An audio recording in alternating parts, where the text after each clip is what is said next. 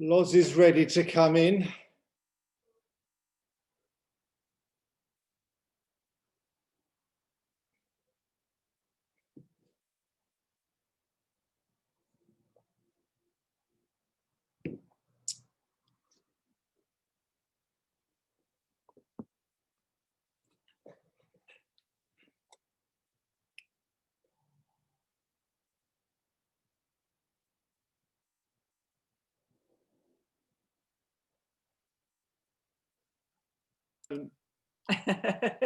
And admit. Where do I get them all in? Oh, I love how you're sitting in front of the Oscar picture. Hey, I've got I'm in such a position that I can't move. hey, let's do a competition. Let's do a competition. Where's Chrissy? Yeah. Oh yeah. Oh God, we could do that, couldn't we? Good morning, everybody. Oh, make sure that you're on mute and your cameras are off. Chloe, turn your camera off, my dear. Thank you.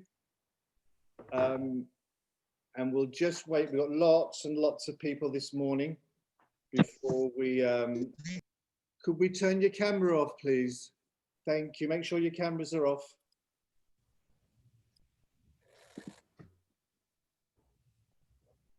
Okay.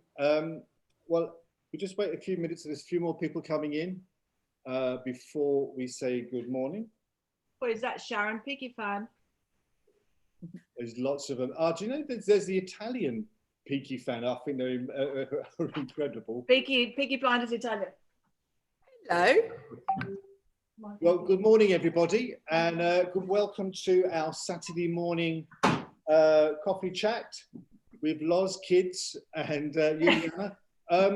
We're very lucky, as always, to have, as I say, the only makeup designer who has one name, Loz, and to our CBMA graduate, Juliana. Welcome, and welcome all of you for coming in for a chat. Hello. Just want to mention, as I'm just bringing in more and more people, what our theme is on this, I hate to use the word lockdown, this latest lockdown, the last lockdown, let's hope.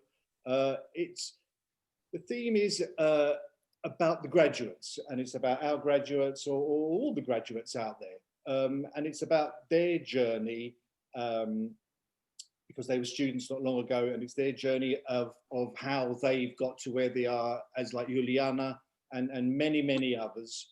And I think it's, hopefully to inspire all of you that are listening, and I'm sure there's a real mixture of, graduates, would-be and makeup artists, and please do start, gosh, there's so many people trying to come in, do start putting your questions in to me, so I can start asking the questions to Loz and Juliana. So I say the theme is graduate students. How do you get there? I mean, Loz, Chrissy, the big heavyweights of the film and TV world. Yeah, all right. are there. So, Chrissy, would you start whilst I keep letting people in and get the questions going? Do you know, I would if I could stop laughing. That was such a beautiful introduction. And yeah, as Pete so rightly said, this is about graduates and our graduates who are lucky enough to be working with top designers like Loz. But to start this off, I kind of just want to say sort of a belated congratulations on air, if you like, to Loz on the virtual Bafta that you received for Peaky. I mean, I've got to say, and I'm kind of sort of like, I'm going to talk about this, obviously, whilst Pete is hurriedly letting in the hundreds of people that we've got that have signed up for this talk. But it looks like the award season is going to go virtual again this year. But Loz, as being the pioneer of the virtual award season, what did they ask you to do? Did they, because that was that wonderful acceptance speech of you kind of sort of hanging out your washing, and it was so brilliant. It was so you. But did they ask you to do that in sort of like anticipation? Yeah. We had to we all had to hand in an acceptance speech as though we'd won. Wow. And I thought, I hate doing all these things, and two, I'm not going to win. I've been nominated before and I've not won, and I'm up against Daniel Parker, and I was like, hang on a minute, I was in really good company, so there was no way. And I actually handed my speech in 2 weeks late because I didn't want to do it.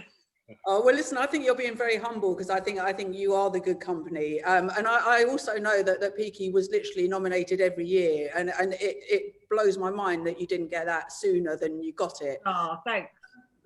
It's a pleasure. I kind of thought you. it was such a pioneering look when I first watched it. I kind of remember sort of seeing it thinking, God, that's really, it was so classy, it really was. And I think a lot of people took inspiration for that. You know, I kind of felt even like a Taboo and those sort of things, it kind of almost felt that they kind of looked at Peaky and were told to study Peaky, in my mind.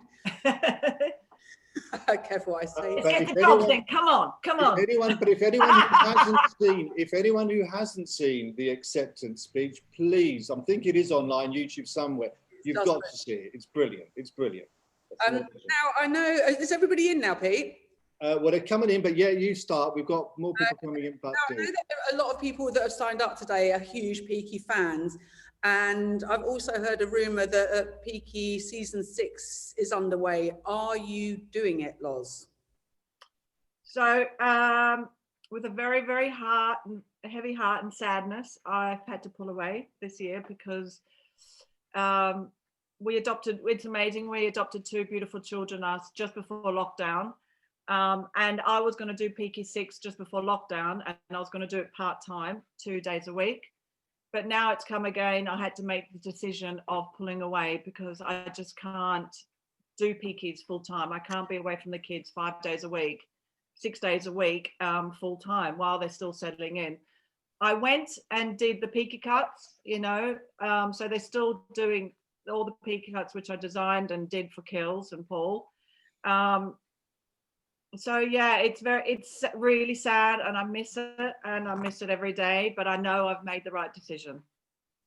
That must have been the toughest decision to have, but you know, as a working mum myself, I know it really is that sort of thing where you've kind of got to prioritize and balance out your home work life, which is a really, really tricky, it's a tricky road. It's a very tricky road, but you know, have you been involved at all in who they've taken on, or have you? Well, so Julie Nightingale, who has been my supervisor for the last 2 seasons on Peaky, she's taken over, so it's great.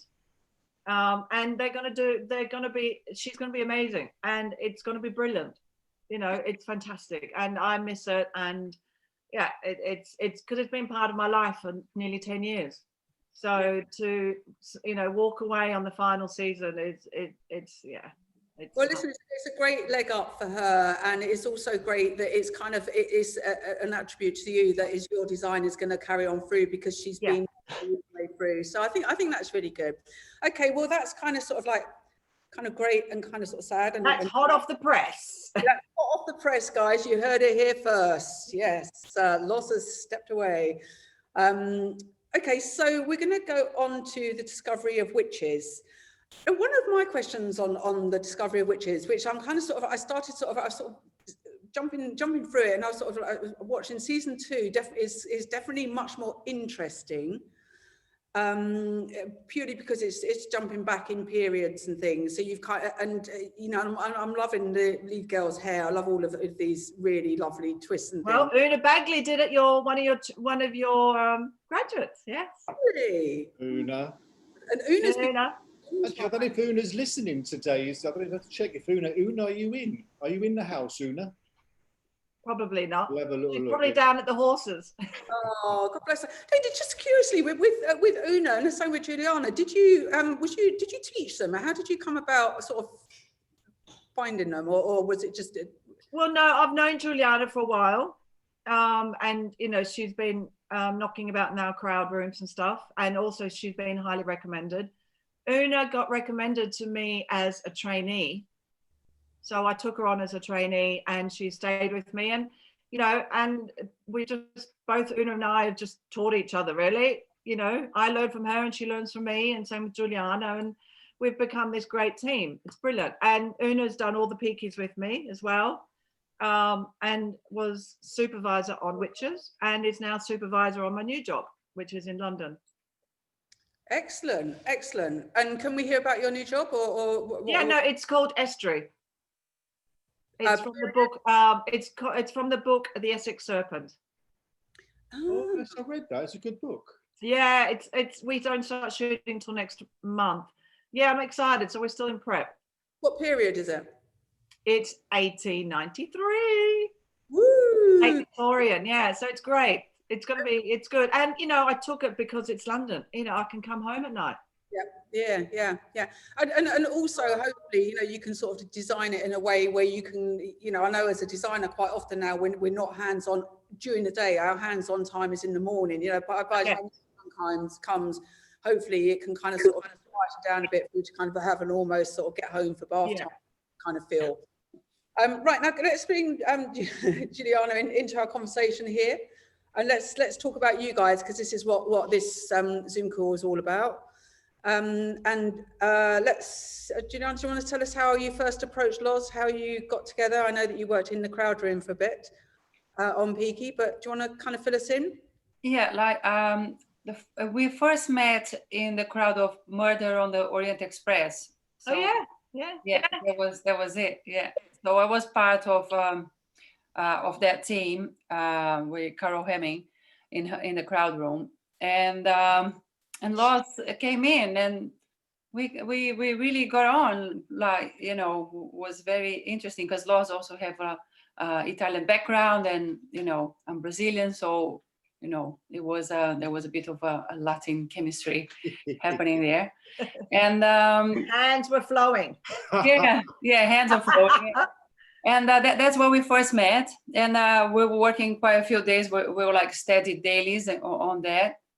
And I'm sorry, there's no Murder on the Orient Express. I'm lying. It was the Commuter. Yeah, exactly, the Commuter. There was the Commuter. Yeah.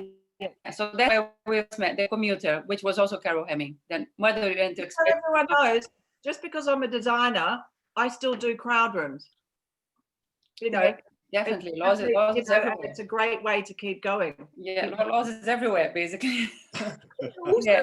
Then on Murder on the Orient Express. Then I was there every day, and then Loz, we spent like I think 3 weeks in the same bus, doing some of the worker guys. Remember the track train rail guys, and then we're stuck in this bus like for hours and hours, and I think that's where our relationship really bonded. I'd like to for Juliana to sort of go back in time, or the journey. Because I think you've been out for 7 years. I think 2013 you came to us. No, it was 2012. 2012. So, try and tell us if you can the journey, because the wonderful thing about Juliana, there's many, but it's that I remember just, it seemed just this kind of walking, steady pace, positive, and each time or each year that you'd come back and help us and open days and open evenings, it was just always this positive vibe that it's going to happen, it's going to come, you have to believe it. Like, starting a career on such a competitive industry, you just really have to believe, you have to believe on yourself, and you have to be motivated, and you have to really dedicate a lot of your time to keep on learning, keep on practicing, and not give up. That is really the main thing. It might take, some people take 6 months, some people take 1 year, some people take a bit longer. We all have our own stories, but the graduates, that it is possible. We don't want to be the president of the USA or nothing like that. We just want to have a successful career in the film industry. And if you dedicate yourself and if you believe, it will happen, and it's just have to be patient. And as you say, working little by little, keep positive, keep on believing. And the most important is to keep on practicing and improving your skills. You can't just go home and forget about it. That's your life now. If you are self-employed on an artistic career, you are an artist, and that's your life every day.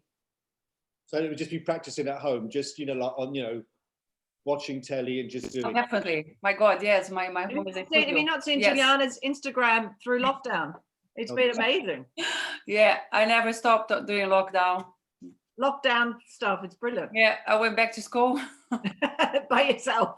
Yeah, by myself, and that's what I have to, the encouragement to the graduates. They are thinking of joining the school or just left the school, and they feel alone at home. I don't know anyone. No one is going to call me. You really need to believe, and you need to carry on. the start is like doing the photo shoots, you know, with like a collaborative photographers, collaborative models there. So nowadays with the internet, you can find models, you can find photographers out there that will do the work with no money, you know. So that's how you start. You start building up there, you start doing student movies, you start going to the indie movies. You really have to be active and not wait. You have to go after, you know, at the start of your career. And what would you say? So you did all the. What would you say was your first, let's say, you know, big film or break, or where you felt that it was, you know, the tide was turning or changing, or? Well, because I got after maybe 9 months or something, I got into the skill set trainee. The trainee finder, yeah. That was it. That was what really helped me to start getting into the real TV or films, because I didn't know anyone. Because you meet lots of designers, don't you, when you do that? No, Oh. you just There you go. I thought you'd go don't on meet anyone. jobs. No one wants to meet a new trainee. But you get into this database pushed by the screen skills. Yeah. It used to be skill set. Now it's screen skills. So it's quite hard to get into it. But you know, as I say, it's an application form. You do interview with the screen skills people. You get onto their database, and then the productions. I think they have like a discount if they get trainees from this scheme. So yes, that the productions they have an initiative scheme. Yeah. So then the productions, they always favor to get the trainees from this scheme, and then that's how you get your first job. So you get assigned for a job, and then obviously the designer will accept you or not. There is like a first interview, and my first design was a Penny Smith. It was an old school designer, a TV designer, Penny Smith. God, I think we worked for you some time ago as well, Loz, didn't we? Yeah. What was that? I think we both worked with Penny Smith. Yeah. Penny on Sharp. Penny Smith. Oh, wow, that's so long ago. Yeah, she was my first designer. To all the under 30s listening here, I'll explain what Sharp was. Do you know what the interesting thing here is like sort of back in it when we sort of first started out, you know, we was always competing with sort of BBC trained people and that. It's only sort of recently, I'd say recently in the last sort of 10-15 years, where the training in the industry is about you know, schools such as ours, and about the initiative schemes, like the skill set schemes. And just recently, again, which is a really good thing pushing forward, is that we're getting lots of scholarship incentive. I know that we've just recently got a Bafta Scholarship student through that's starting with us soon. So for those of you out there that are looking at things, there are scholarships and there are kind of means of actually sort of getting onto courses as well now. I mean, there are also, just to add to this, sorry, Chris, I mean, you know, by looking, there's the Vegetarian Society offers £3,000 to vegetarians for further education. Alternative. I mean, there really is, honestly, you know, if your father was a grocer, there's the Grocery Association and offering further education money. So there are some there's money out there, but you've got to look, you've got to really start digging in and just throwing keywords out there to see what comes up, you know, to do. So yes, do look, keep looking. Well, I think if anybody is that sort of interested and keen to kind of sort of get some kind of a scholarship or bursary towards the course, then it sounds like you've got a lot of information anyway, Pete. So I'd say email in. I still get scholarships nowadays. I carry on doing every year. I do like a course, like period hair or what else.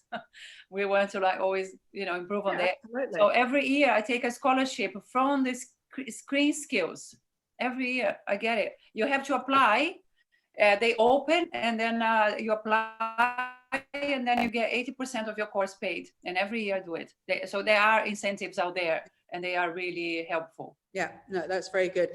Loz, just getting back onto you guys working together. Now, what is it that stood out about Juliana for you to ask her to come and work with you?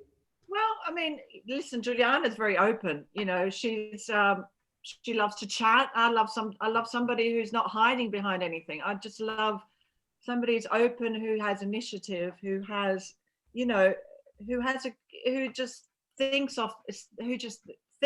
really, and it's brilliant. And it was great, and she's a great team member. You know, even when we're in the crowd room, it's important to be a good team member, team person, and that's what Juliana was, which is what I really loved. And you know, she's very empathetic with everything, and it's great. And I thought, oh, hang on, I need to get this woman in my team. You know. Yeah. I mean, your core team is so important, isn't it? And yeah. Especially, I mean, I saw on Discovery of Witches, you was kind of sort of going around Italy, and you know, you travelled a lot with that. Yeah. You know, I sort of think you've got to, I mean, like you say, team looking after each other, being able to kind of literally live together for the period of time that it takes to do the film, you know, without each other, I think is a huge asset. Yeah, definitely. It's Cool.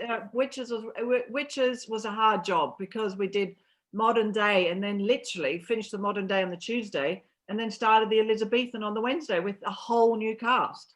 So did you do, so that's sort of it. So you actually did all of the modern day, you didn't jump from one to the other? No, we did all modern day. We did all the modern day and we finished the Tuesday, and literally the day after we started Elizabethan. And where did you film the Elizabethan part of it? How did I find it? Where did you film it? We filmed, well, it was all in Wales. We did it all in Wales. So, they made them, the sets were absolutely incredible. I mean, it was just like, it just looked like it would have been built with part of places integrated into it. It was, oh my gosh, I tell you what, you go through those sets and it was amazing. I was so astounded at how incredible it was. On the first time I got to the sets, and we were doing nights and it was a full moon, someone said to me, Loz, go through the set, go through the bottom gate and walk up the main street of the set. And I did, and it was eerie, incredible, and you actually felt like, hang on a minute, where, you know, that there are people there, and you just actually felt that you were there. It was amazing. It was really awesome. That is so incredible. Yeah, it was really brilliant. Now, there's a pretty gruesome depiction of a man being killed in a violent vampire attack in episode 4. Who does your prosthetics, or do you cover prosthetics as well? So who made our prosthetics? Who made our prosthetics for Witches, Juliana? Do you remember? Well, we were making them. No, yeah, the bodies, the big bodies and stuff. Oh, No. Did we have a big body? Can you go and wipe the bottom? Maybe. Did we have a big body? Yeah, we had Davy Jones made lots of stuff for us because he was up. But this is like on the modern day scenes. Yeah, the modern day. Wasn't there. Oh yeah. That's right. You only come in onto the Elizabethan. That's right. Yeah, during the period, the modern day, I wasn't there. Yeah, Davy Jones did a lot of stuff for us, which was brilliant. But do you apply yourself? Do you kind of get stuff made in? Yeah, but that's really so we get things made, and then between us we apply it. Yeah, so like, you know, for like the Queenie, Davy Jones made the pot marks, and Una did a designer ball cap according to Barbara's head shape, and then we did it ourselves. So it was, you know, we try and do it as much as we can ourselves, you know, because the budget's not there all the time for things. So we have to do as much as we can, really. God, that's really good to know. And how closely do you have to liaise with the costume department? I think it's good for people to know whenever there's lots of hats and things involved, it's and crowns and pieces that went into the hair. It's not it's us that you know, like sometimes, especially when you're doing regal people, quite often you're given pieces to put into the hair, which you have to kind of fathom out how to pin them in. I mean, I've spent half a day sometimes working out how to get and then sometimes, you know, you do this amazing hairstyle and then they come and give you the hat and you go, are you kidding me? Are you kidding me? You mean you want me to squash this hat on her hair? So basically we have to be really close to the costume department, because we need to design the hairstyles around the hat, you know.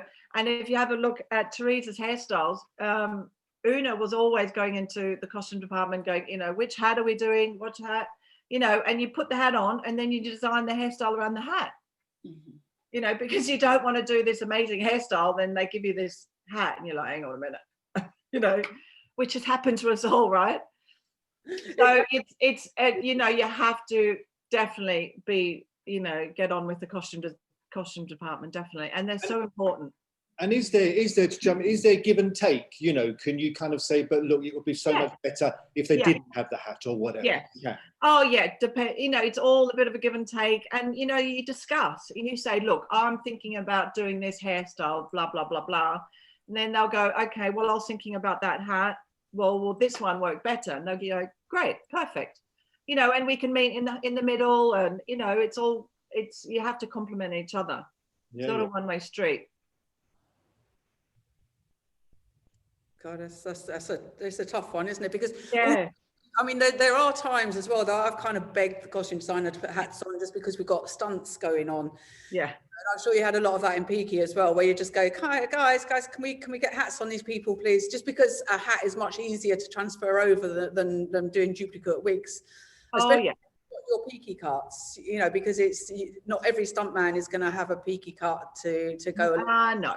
Jobs, they're literally coming in to do the stunts, but they might be working on a Victorian show where they need their facial, they need everything, and we kind of have to accommodate for, I mean, literally a stuntman is that's what you're going to see running through frames, so we have to kind of work out and judge how to kind of sort of make that wipe through work, which I kind of think is always no, you do, you really do. I mean, I remember a long time ago a costume said to me, we're not here to hide your mistakes. Just today, can you? I've got a really dodgy wig. Can you help me out? We can't do this without Liaise. You know, so you really have to like really help each other, because it's like, oh, you know, the costume will be like, you know, I'm like, listen, there's a dodgy here. Can you help me out? They're like, yeah, perfect. And you know, it's vice versa. So it's great. I'm coming back to Juliana. This is, I know that you've been doing this for quite some time now. So you're basically sort of, you know, Loz is sort of on the main bus. You're main assistant and everything. But what was it that sort of, what was you doing before you came and did the course? Well, I had a career change. I done the course when I was early 30s, and before I was a traveler. I never thought that I was going to become a hair and makeup artist. I never thought that. It was really, I never thought I was a traveler. I was in London enjoying life, and just like literally at that point, 20s, all I wanted to do was to travel the world. That's why I was in England in the first place. You know, I'm from South America. So, and then I had one of my best friends was a costume girl, you know, she was already doing really well, and all my friends were like in the entertainment industry. My partner at the time, he was like a rigger. Another flatmate, she was a theater. She's actually a punch drunk now, and I was like, hang on, these people, they have a much nicer life. They earn more money, and they're self-employed, and they work with arts, you know. So that's what motivated me to start moving into a career in an artistic field. And then because of this costume friend, then I discovered CBMA. She actually was working with some people from CBMA at that point, back in 2010. And she said, there's this school. I think you should go and check it out. And then it was actually you guys. And that changed my life. You know, I decided to do that. I so remember you being here as well. Thank you. Juliana, you're very humble. Don't forget to tell everybody that in Brazil, you were a solicitor. There you go. That's a good one. Yes,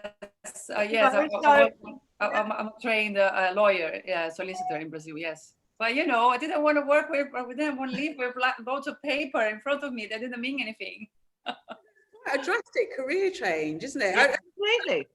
Do you remember the first sort of few weeks? Did you kind of sort of think, Jesus, what have I done? No, the first week on the BMA, I was absolutely sparkled. I was like, it changed my life. Honestly, I feel it now. I think because the age I was, and then obviously I had to ask my parents to pay for the course, I had to stop working for 6 months. So like there was a lot of betting, on me, like the responsibility of the finance. But the first week, who was the teacher in the first week? I think it was Lisa, one of the ladies that worked with you. Lisa? Yeah. Yeah, and that changed my life.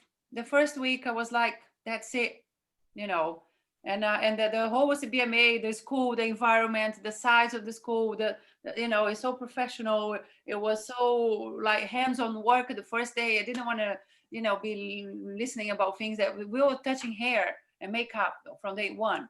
And that was really life-changing. And have you kept in touch with the people that are on your course?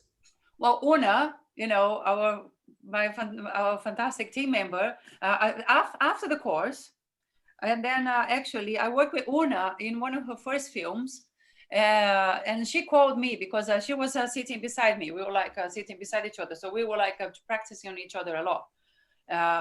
So I worked with Una back in 2012. Una was really part of my life. Like then we all kind of went different ways. I think Una joined Peak as early at the start, which was in like North England. I started getting working in Bristol a lot. So Una was the one I kept mainly in touch. And then there's another girl as well that she's doing theater. It's called Zoe. And then also there's Jo Barris.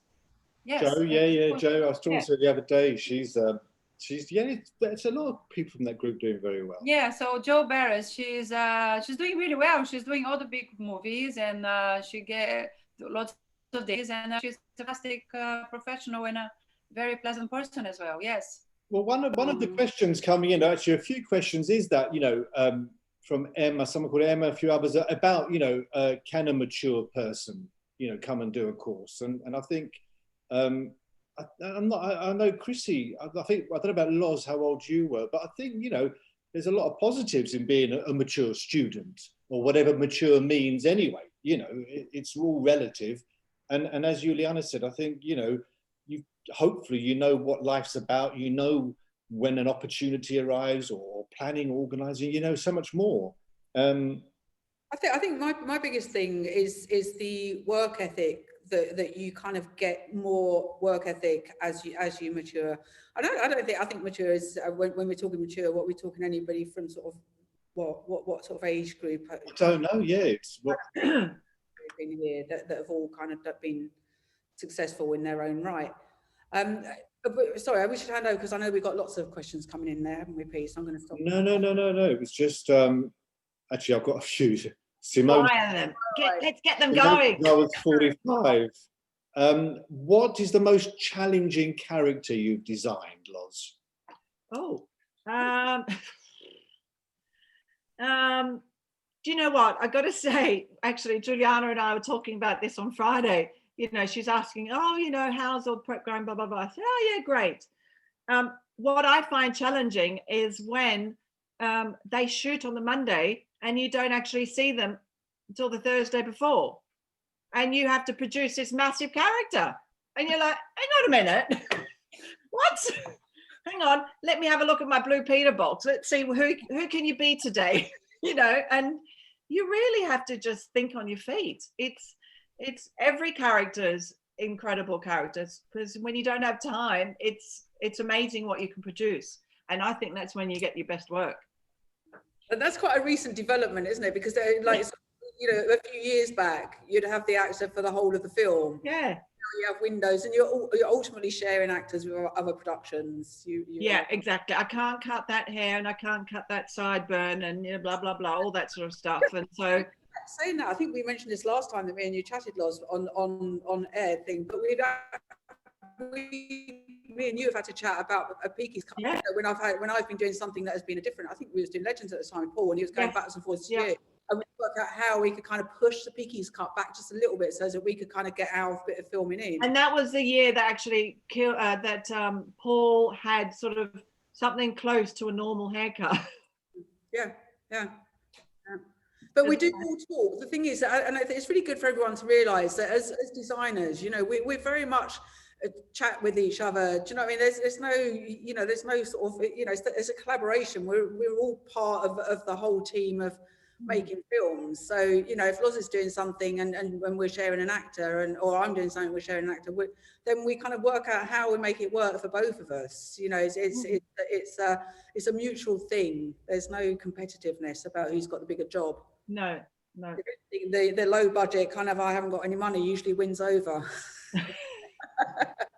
Sorry, Pete, back to you with questions. No, it's I mean, one of the questions that we get quite often is the how to approach a makeup designer. And you know, Loz has got, you know, you've got, or most of the designers have your own Instagram and Facebook and stuff.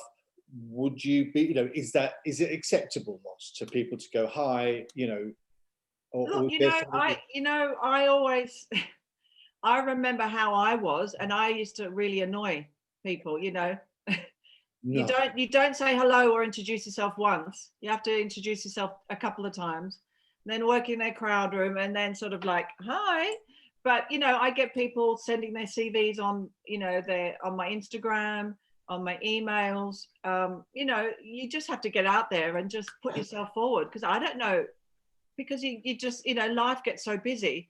We don't know who new graduates are coming. We don't know who's who unless someone recommends. So it's great that people just keep sending me stuff. It's brilliant. And hopefully I get back to you. I think there's the case of having to be thick-skinned. I keep saying, so I'm just stopping some videos.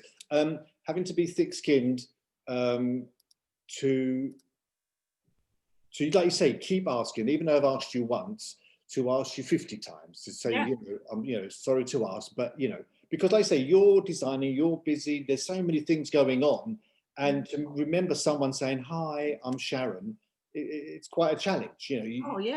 And it takes a lot of guts, you know. It's you just have to persevere, and it's great, and sooner or later someone's going to take note, let me tell you. Good. It is good. I have to ask, because there's quite a few COVID questions, and how has it impacted the work practices? Wow, I mean, everyone. Well, first of all, I can't do Peaky's part-time, so therefore I had to make that choice, because I need to make the bubble, the Peaky bubble. So now on this job we get tested twice on Mondays, and if we got fittings on, so like the Thursday, we get tested 2 days beforehand. Everybody has to be negative. We walk around. The moment, we always have to have our mask. On makeup buses, instead of having 5 people on the makeup bus, we're only allowed to have 3 stations. So you're now working with 2 makeup buses. So, you know, it's a lot of change, and your equipment can't be out in the air anymore, has to be tightly sealed in a, you know, some sort of a clip box of some sort. You know, so there's all those sorts of changes that you just, you know, your mind just boggles, and you sort of think, how did we do this beforehand, you know? But, you know, the thing is, obviously, as hair and makeup artists, you're always washing your hands, you're always disinfecting your hands, we're always safe in that way. But you just sort of take it for granted that you can't shake hands when you meet an actor or meet somebody. Hi, and you're like, oh, sorry, you know, it's that elbow, or you know, and it's you're just looking at people under a mask, you know, and it's such a new way of working, and we will get it, and how we'll go back to being normal. Whether we go back to being normal, who knows? Yeah. I think it's also worth saying that when Loz is saying that we wear masks when we're doing the makeup, I mean they're specifically and the shield, to mask it, and they have to be sort of a grade, intensive care quality.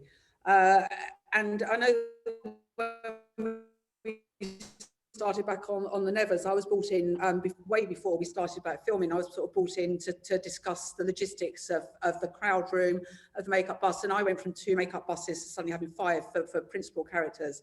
And in our crowd room, because we were static within the studio, we actually had to put in more windows all down one side, so we had more ventilation. Yeah. To change all of the air system that was running through, because beforehand it was this old John Lewis factory that we'd converted into a studio, and beforehand we was kind of having this big old big fantastic big straw, you know, those horrible things they put in to scare the life out of you. And then that's all had to go, and we've had to have all of this fresh air circulation put in, and it was a huge big massive thing, you know. One-way systems were put into the crowd rooms. I mean, I've got to say, not every job can afford to do that on that mass scale. And I think what does get hit, especially at the moment, we are getting used to how we have to work, and hopefully it's not for the long term. But what has been hit, I think, is the crowd rooms at the moment. The amount of crowd that we can use has gone down dramatically. And I kind of think that's obviously because of, you know, now when anyone's doing a makeup, they kind of do the makeup, and then once that person gets out of the chair in the crowd room or on the main bus, we have to have a 15-minute break to literally wipe down everything, get out the next person's stuff. I know that I had to kind of budget for we had 40 crowd that were continuous crowd on the Nevers, and I had to budget for each one to have their own set of makeup brushes and things, so they had their own box. Yeah. A lot of that. I mean, it's definitely a huge challenge. It really is. And also, you know, before, if the main team weren't busy, we would go and help crowd. Yeah. You know, which I love. We can't do that anymore. There's no, you know, the main team have to stay on the main team, and the crowd have to stay on the crowd. And that's a completely separate thing now. It's just so, yeah. I mean, we couldn't even. I mean, usually I'd be over with Charmaine in the crowd room like every day. Yeah. Things, talking to all of the dailies, telling them what we wanted and things, and you know, when we first went back, you know, it was like they was kind of practically 2 fields away in their marquee. Do you know what I mean? I could barely get a FaceTime video. It's a strange way, but it works. It works, and I think the only reason we've managed to keep the film industry open is because we have to adhere to the safety levels. You know, you can't. I mean, people, it is very serious, you know, and I think we're still trying to get through it. We've all just got to kind of just sort of like buckle down and get on with it, and we will get through it. Where there's definitely a way out with vaccine and everything. You know, the industry is very safe. You know, it is very safe. That, you know, we've all got I mean, as you've got COVID nurses, you've got COVID people who are dedicated just for COVID. Yeah, and they're in charge. Suddenly. And they're in charge of laws. Don't forget your mouth. You have to go that way. You know, everybody. You know, it's the whole. You know, they are really in charge of everything, making sure there's hand sanitizer everywhere. We're getting tested all the time. So, and any new people that start have to get tested before they come anywhere near us. You know, so it's really, really safe, which is great. And on the final note on that, we are asked, every production that I've done since we started back at work, they do ask you very politely to stay in isolation over the weekends as much as possible. Yeah. And you know, on the last film that we did, we was very much asked every Friday to make sure that we wasn't going and meeting people that are outside of our immediate family. So yeah, we could go on and on about the COVID thing, but we're hopefully we're on the way out of it now. And there's the one thing again that I will say is the industry is getting very busy. I mean, everybody needs new content. Every studio needs new content. You know, when they start showing flipping reruns of the first ever EastEnders, you know. Pete, sorry, back to you. No, but I think one of the things that's really missed is, particularly say here at the academies, when you got the mask on, it's all you can sort of, you have to talk with your eyes. So you have to sort of overcompensate the eyes and what you're trying to say, because communication is stifled, and in crowd or as a designer, in, you know, with the actors and with things, it must be a real challenge with masks on to, you know, their empathy, showing what, you know, the subtleties of language that you can use that you don't have. No, exactly. And you, I suppose with Juliana, you two being Latin lovers, you got your hands and you can just do your stuff. They are like that. No. And then forehands. Yeah, but yeah, that's true. Like, you know, you really, and it's so funny because you work with people, and then you see at the end of the day without the mask, and you don't know who they are. No, true, so true. Because you only see their eyes, and you know, the eyes, they really get really, like, the communication with the eyes, they have been much more emphasized, that's for sure. Yeah. Yeah. Ham acting. We've got a question from Miriam, who is hopefully coming onto our next course. I think she's asking, will Loz come and teach? Oh, that's kind. What do you want me to teach? After listening to today, I'm not sure. But also, Loz, she's asking, which a lot of people do ask, are there any books that you can recommend? And actually, Juliana, equally, who's always training and probably gets books and stuff. What books would you two recommend a student / graduate would have, should have? You know, you can read. I love going to museums. Museums are brilliant. You know, I just it's great when you can see something live. You know, a painting or the Greek statues and their hair, because they're just done so beautifully. It gives you so many ideas. There's, I mean, you know, like Crooks Like Us is my Bible for PKs. That's my Bible. But there are so many incredible books out there. Even just art books, just looking at the color art palettes, you know. Very subjective, isn't it? Every person has their what inspires them. You know, color, exactly. Pictures, paintings. Juliana, what would you say? Anything? Well, also the field is very wide. So if she's talking about makeup, I don't think you can learn makeup from a book. Honestly, like you can get the artistic inspiration from art. You know, from, like as Law said, you know, you can get the artistic inspiration from arts, but to learn makeup, you really need to practice also, because each face is a different face, each skin is a different skin. So you see people sometimes on the internet, they're doing makeup on themselves, they only know how to do makeup on themselves, they will not know how to do makeup on a different skin tone or a different skin texture or different eye shape. So makeup, you really have to put your hands on. I don't think there is a book that can teach you makeup really. As hair, then yes, hair, there is a few books out there. Like as I say, like you know, in a learning process, I think on hair you do need some kind of like a how-tos at least to start. And there's if you're learning period hair, there's a few very good kind of like how to start putting like the dynamic of the roller sets, or like the shapes, you know, like as Law said, you have to understand, like going to museums, you have to understand the different head shapes from different eras. So there are a few books there. I don't know if I'm allowed to show books. I can pick up them and show, but I'm not sure if there is something I can do. No. I think one of the things, but like Loz said about, what I think sometimes students or people forget is the museums. I mean, now, yes, in lockdown, but more so, you know, you can go online. We would take our students to the National Portrait Gallery. Obviously, we're lucky you're here in London. And I remember the tutor that was with us, can't remember who it was, but it was that, because everyone's looking at the face and the main character and the hair. And she was saying, but look at the hands. That hands tell a story. Look at the skin, the age of this person. Look behind the main character. Look at that, you know, the real people, rather than just, you know, Lord and Lady so-and-so. And it really was unfolding as the tutor was talking. It was unfolding a different painting, a different picture. And so you can glean so much from you know, a simple, you know, painting, a Tudor portrait or whatever.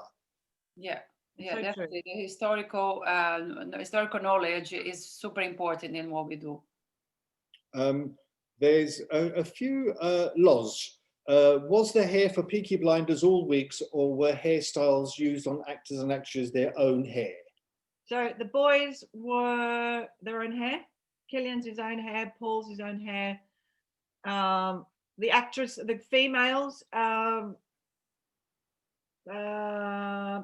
as it got later in the seasons, like by the time we got to season 4, we started, the actresses are like, we're not cutting our hair.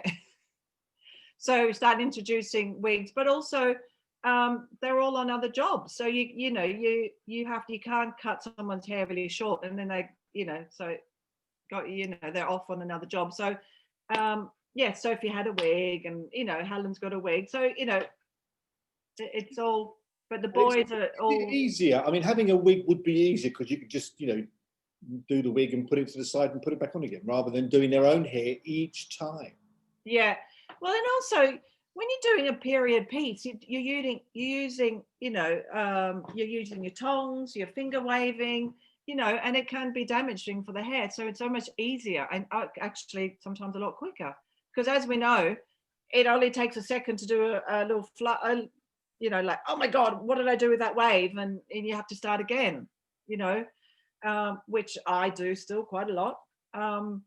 And wigs are brilliant. If you can handle a wig and make it, heck, wigs are just the best. I love wigs. They're so fantastic. Sam Claflin, as he was wigged on top, so that was perfect. A wig top, a top piece, should I say? Wig top? That doesn't make sense. But I try not to use too many wigs on PQs. There's another question from Andrea to Loz again. How long did it take each day to change? And if this was, but I think you answered this earlier. How long did it take each day to change Teresa to Elizabeth Diana? That makes. Oh, in the what, from modern day to? Yeah, but then I mean the question thinks it's filmed in sequence, but obviously no, it's not. No, I mean Teresa was always in the makeup bus in the mornings for about an hour, and Uno would do her hair and makeup in incredible form. It was brilliant. But when we did Elizabeth, the Queen Elizabeth, Una and I did it together, and that took us probably about, for the two of us, it took us 2 hours. So that was brilliant. I loved her. I loved doing her. It was brilliant. So much fun. We've on this one, we've got a lot of colleges have joined us today, which is lovely. All from literally from Scotland, Ireland, England, from all over the place. And right. Alison is just saying, as a tutor, can I say thank you for emphasising the need for hair skills and research. Some students / graduates don't understand this. Well, research, let me tell you, research. You need to just know. You have to keep your eyes open about everything, because you can walk down the street and you catch your eye on something and that can inspire you for a character. You know, you just have to keep looking. Surely by researching as well, it's going to give you, and again, Juliana mentioned this, she'll mention some more, but you know, it gives you that confidence to know. So when you know, Chrissy or Loz, whoever says, right, it's 1932, you research that so you're comfortable to know exactly what that look is, you know. So it's kind of, yeah, you know, definitely. one of the quick story. Go on. I'm sorry, I was just going to say, I mean, it's kind of quite interesting because we've had a couple of productions out that have been aired recently that have kind of really played very extravagantly with the period, as in Bridgerton and things, which is incredibly daring, I think, and incredibly gutsy. But the thing is that you still have to do the research. Even if you're asked to kind of heighten the style or heighten the design, you kind of have to kind of sort of have an element of your period around you. Mm-hmm. So it's kind of like, I mean, we all do an awful lot of work and research in prep, and a lot of that is unpaid work and prep, just because we kind of want to make sure that we're kind of really on top of the period, because you can play about with it. You have to have an element of what was going on at the time, even if you're making a caricature out of it. Yeah, exactly. You have to start with the period, and then if you want to go off piste and add your own artistic license, you go. But you need to really start at that core of where it comes from first. Also because like we work with looks, you know, so it can be period, it can even be like in the fashion world, you know, there's always like a subject. So, you know, the research of what you want to achieve is super important. Like if you want to make someone we're talking about period, but if you want to make someone like, I don't know, homeless, you need to, a homeless person is not what you think they are. You need to do research. You need to go and look at real images of what they are, you know, or like if you want to make like someone like, I don't know, a punk band, you need to understand what they really were, not what you think they are. And the same thing with the historical background. We don't have those images new on the internet. You have to go to the museum, to the books, and to see the real, the real reference. You know, to attain a look, research is where you start. There's no way out. You know, even if it's modern day. There's no shortcut. But you also made a good point there, Juliana, is that, and we're all guilty there, is when someone mentions a period or whatever, or a down, homeless person down at whichever, we all have this perception that oh yes, I know. You know, my sort of one of my favorite sort of love stories is when Chrissy came. She was doing I think it was 1972-73 period film, and she came in, and it was an interview specifically about these sort of characters, and it was a chat show in 1972. And we've looked at it, and the two guys were these sort of hippies having an interview with the compere, and then Chrissy asked afterwards, saying, "Oh, so what we're thinking about, you know?" And all me and the students were going, "Oh yes, long hair, hippie, hippie, hippie." And she said, "No, you didn't really watch it properly." She's put the interview program back on, and then it panned to the audience, and it was 1972, and most of the audience weren't hippies. And so it's kind of that selective, when we think, oh, 1972, everyone is a hippie. Oh, no. You're not, you know. No, of course not. It's that silly little, but not silly little, it's detail, you know, looking, observing. You know, you can bring the past into the future, you know, just because you're doing a 1970s, you do a hairstyle 1950s, you know. Yeah. You can do, it depends on the character. So it's great. That's the best part, you know. Fun part. Peter, have we got any more questions? Because I know we're going to run out of time soon. So there is one question that a couple of people asked, and it was about, okay, I suppose to well, all three of you possibly, how long does it take from receiving a copy of the script to completing the breakdown, schedules, ready for shooting, etc.? Oh, wow. Oh, what about that piece of string? How long was that? Yeah, exactly, right. That can be a long time because it keeps changing. It really keeps changing. It changes from project to project. And I know, I mean, sometimes we know about a project way in advance, you know, like, I mean, especially when you've been in the industry a while, you tend to kind of, you know people that develop, and people that are talking about projects, or your director might be talking about something they want to do, like if 5 years down the line or something. But you know, I know Mike Lee quite often it will talk to me about projects way in advance, and talk to all of his. We used to have these sort of very famous sort of Christmas dinners where he'd kind of give us an idea of what he wanted to do next, and that might be in the next 2 years. And we'd all kind of go off as his kind of core design team, and we'd kind of go, okay, well, we know we have to start looking at Turner, or for instance, you know, or anything. So you'd have kind of a long time.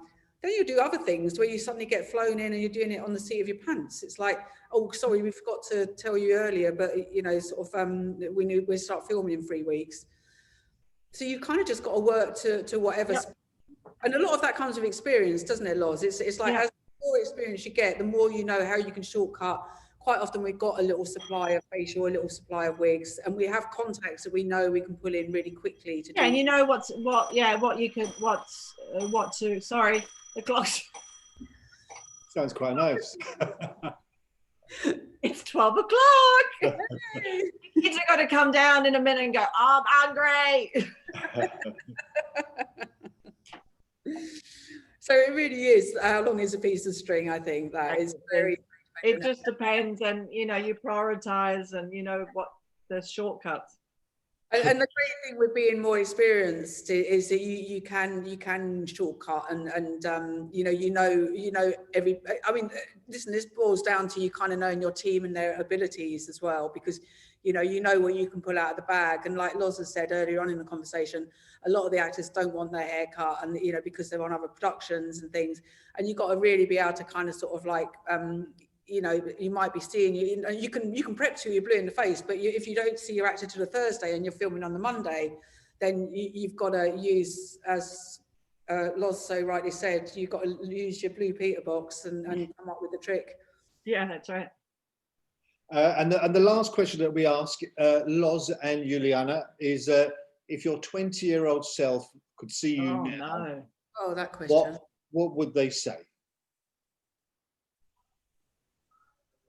What if I was, no, Juliana, you go first. I never thought I was going to be doing this. It would be a massive surprise, and I will be super happy because, as I was saying, it was a career change, and I did not imagine I was going to be doing this. And I never thought I would going to find actually something I like, because I think a lot of the challenge that a young person has is to actually determine what they want to be, what career they want to be. You know, and I went through that hell, like not knowing for many years. I don't know what I want to be. I don't know. So like my 20-year-old saw me now, it would be extremely happy and surprised of I found something I like to do, and it's artistic, and it is going well. Oh, beautiful, beautiful. My 20-year-old would be quite proud that I stuck to what I decided I wanted to do. That I, you know, that my determination, and you know, you just, if you really want something, you want to do something, you go for it. So because I've been, you know, been doing it a hairdresser since then. So yeah, you just got to keep going. It's great. Brilliant. Well, I finish it on one question to you, because I'm kind of liking the last question being thrown. no, I don't like this. Yes, I love it. Your 20-year-old self say to you now, knowing that you're running a very successful makeup school?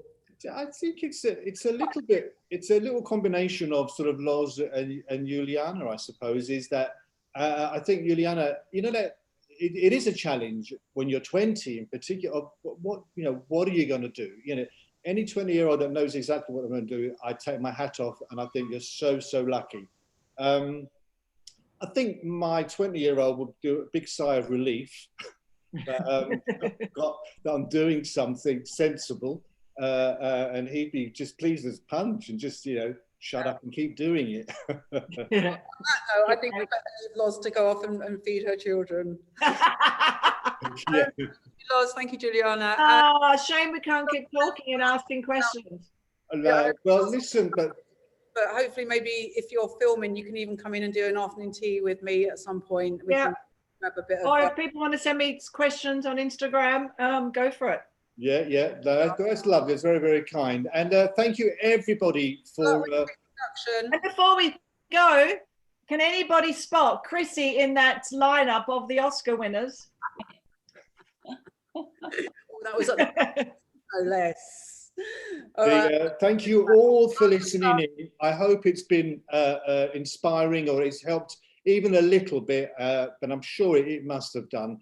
And next week we've got almost a double whammy, where we've got Susan Cole and Pia, who are both graduates. Suzanne now is a makeup designer. She's just finished designing Marcella, which is starting on Wednesday this week. Yeah. So watch Marcella and come and ask her questions on Saturday. Enjoy the rest of this weekend. Not too bad out there in London anyway. And so talk to you soon. Take care. Bye-bye. Thanks, everybody. Bye-bye. Thank you. Antonia, Juliana. See ya. Bye, Peter. Bye, Christine. Bye. Bye. Bye.